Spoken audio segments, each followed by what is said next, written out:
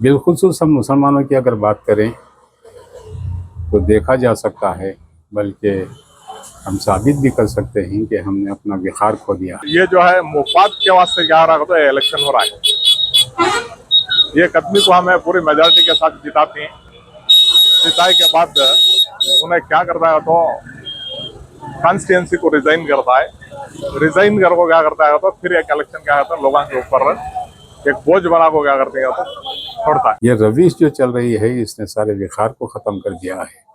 हम मुसलमानों को चाहिए कि हम नोट के बजाय अपने वोट की हकीकत को समझें। जिन्हों भी इलेक्शन के फील्ड में काम कर रहे हैं उनका ये बोलने का ये है कि दोनों पार्टियों से क्या है तो तकरीबन 200 करोड़ रुपए इस इलेक्शन में लग रही है, खर्चा हो रही है। मैं इल्तिमास करता हूं कि सबसे पहले हमें चाहिए कि हम अपनी स्ट्रेंथ बताएं। हमें चाहिए कि हम मुत्तहिद होकर जितनी हमारी क़ुव्वत है, जितनी हमारी ताकत है, उसका इज़हार करें, ताकि हमारे मुखालिफ जहन रखने वालों को भी पता चले कि अगर ये मुत्तहिद हो जाएंगे तो ये नुकसान हमें भी हो सकता है। ये हकीकत अज़हर मिन अश-शम्स है।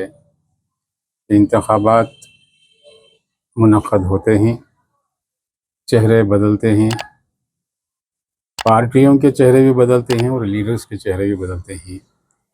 इस मरतबा का इंतखाब भी निहायत ही अजीब व गरीब इंतखाब है। ऐसा जहनों को पता चल रहा होगा कि इंतखाब पहले गुज़रे ज़माने में उसकी क्या नौइयत थी और आज के इंतखाबात की नौइयत क्या है। बिलखुसूस हम मुसलमानों की अगर बात करें तो देखा जा सकता है, बल्कि हम साबित भी कर सकते हैं कि हमने अपना विखार खो दिया है। हमें अपने इत्तेहाद और इत्तेफाक की ज़रा बराबर फ़िक्र नहीं है। हर आदमी अपनी इनफरादी कोशिशों में मसरूफ़ है।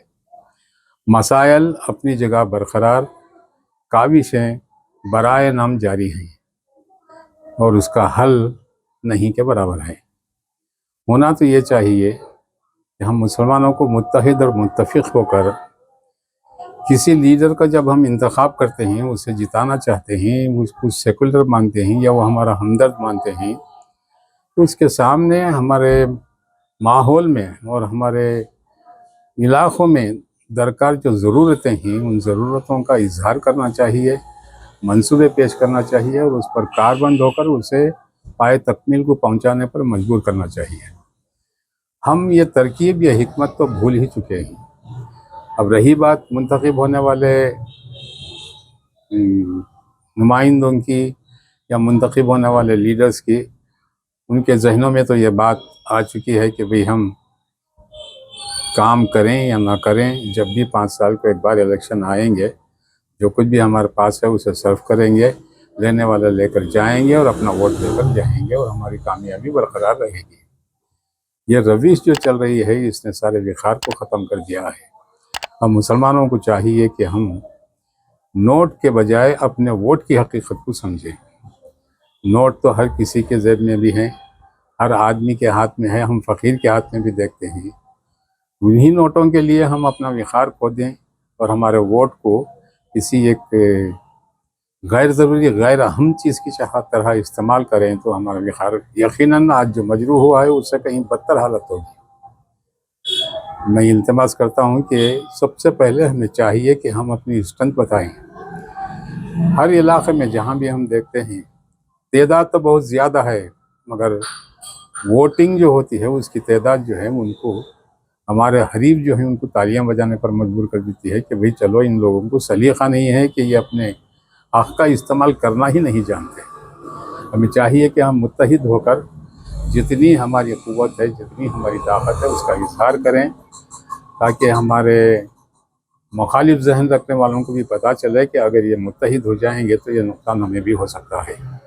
अलगरज़ मेरी 13 तारीख़ को इस माह के जो होने वाला इंतखाब है, उसमें तमाम मुसलमान भाइयों से मैं इल्तिमास करता हूँ कि वो मुत्तफ़िक़ और मुत्तफ़िक़ होकर वोट करें। 100% 100% अपने हक़ का, राय दही का इस्तेमाल करने की कोशिश करें, बल्कि करें और बताएं कि हम क्या हैं।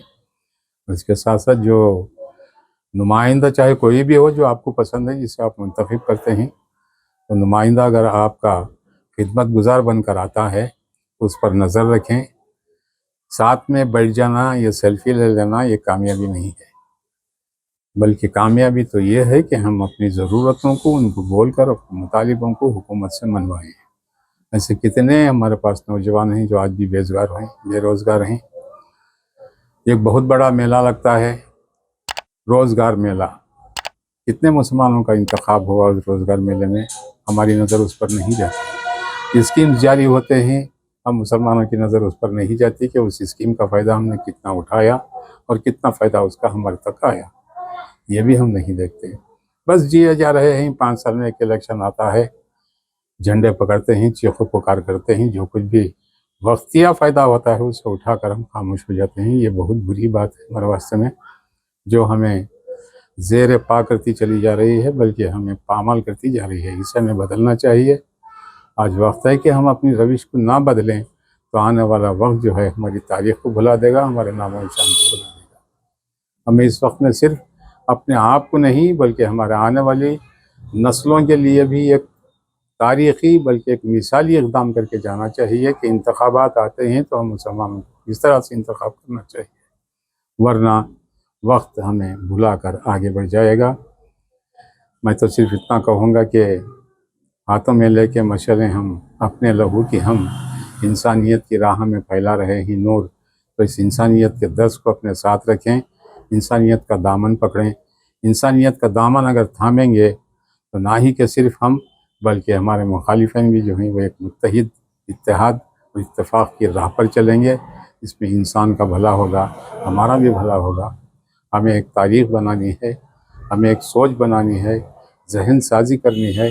आज वक्त है कि हम जहन साज़ों की जहन साजी करें।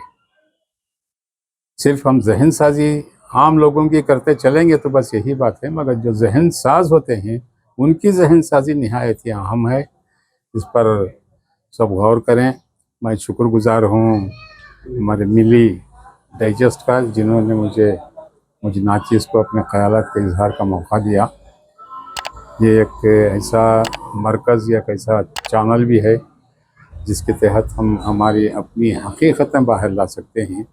हम अपने भाई लोगों को और सेकुलर माइंडेड जो अहबाब हैं उनको हम अपने किरदार से, अपने हक़ाइक़ से और अपना हमारे मुतालिबात से उनको आगाह कर सकते हैं, हुकूमतों को बेदार कर सकते हैं, और हम सब बेदार होकर एक राह पर गामज़ान होकर कौम और मिल्लत के लिए बेहतर से बेहतर काम कर सकते हैं। मेरी दुआ है कि अल्लाह ताला इस मिली डाइजेस्ट को दिन दोगुनी रात चौगुनी तरक्की अता फरमाए। अस्सलाम वालेकुम रहमतुल्लाहि व बरकातहू। भाई इमरान रफ़ाई। आज यहाँ पर जो चन्नपटना ताल्लुक में एक बाई इलेक्शन चल रहा है, हमने क्या इसकी ज़रूरत थी, ये एक सवाल क्या है हमें अपने आप से कर लेना। क्यों अगर बोले तो ये जो है मुफाद के वास्ते क्या रहा तो इलेक्शन हो रहा है। ये आदमी को हमें पूरी मेजॉरिटी के साथ जिताते हैं, जिताए के बाद उन्हें क्या करता है तो कॉन्स्टिट्यूंसी को रिजाइन करता है। रिजाइन कर को क्या करता है तो फिर एक इलेक्शन क्या होता है लोगों के ऊपर एक बोझ बना को क्या करते हैं तो छोड़ता है।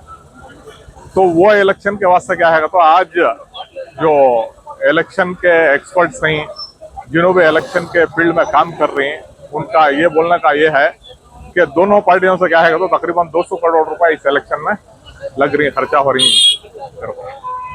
ये क्या है तो अन अकाउंट का जो गवर्नमेंट के अकाउंट से खर्चा होने है इलेक्शन कराने के वास्ते, वो कितने लाख हैं मालूम नहीं। क्या इसकी जरूरत हमने ठीक है नेशनल वेस्टी का सवाल हमें करना है।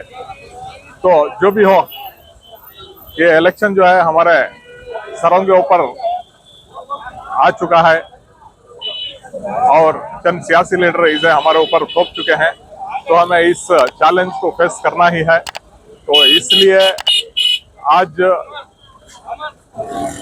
चन्नपटना के अंदर बहुत से पॉलिटिकल पार्टीज हैं, कांग्रेस है, जेडीएस है, एसडीपी है, और बहुत से तकरीबन 30 को 2 उम्मीदवार जो है आज चन्नपटना के बाई इलेक्शन में कंटेस्ट कर रही हैं। मेरी चन्नपटना के अवाम से यही अपील है कि आप इन तमाम के ऊपर गौर व खोज कर को हमारे दरमियान रहने वाला, हमारे दुर्दर में साथ आने वाले एक नुमाइंदे को इस इलेक्शन में कामयाब बनाए। इसकी मैं अपील करते हुए आप तमाम हजरात को गुजारिश करता हूँ। और मेरा ये मैसेज आप लोगों तक पहुंचाने के लिए जो मिल्ली डाइजेस्ट के जो लोग इस प्रोग्राम को रिकॉर्ड किए, इनका भी मैं तहे दिल से शुक्रिया अदा करता हूँ। अस्सलाम वालेकुम रहमतुल्लाहि व बरकातहू।